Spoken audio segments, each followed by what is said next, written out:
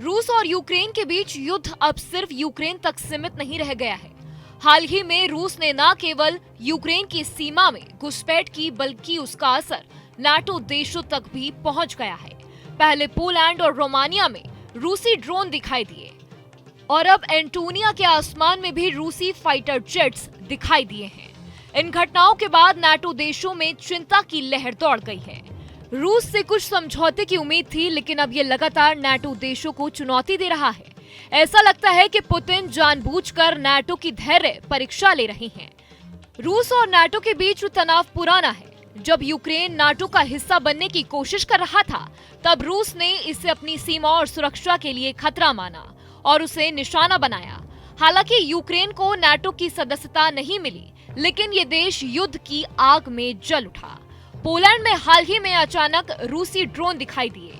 शुरू में बताया गया कि सिर्फ कुछ ड्रोन थे, लेकिन बाद में पता चला कि ये कुल 19 ड्रोन थे। इसमें से केवल 7 ड्रोन को इंटरसेप्ट किया गया था और 4 को मार गिराया गया था। इसी दौरान रूस के ड्रोन रोमानिया में भी दिखाई दिए थे, जो नाटो के लिए चुनौतीपूर्ण स्थिति थी।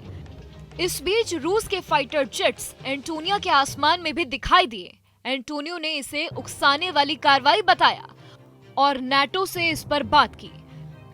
एंटोनिया के विदेश मंत्रालय ने कहा कि मिग 31 जेट बिना अनुमति के 12 मिनट तक फिनलैंड के ऊपर उड़ते रहे।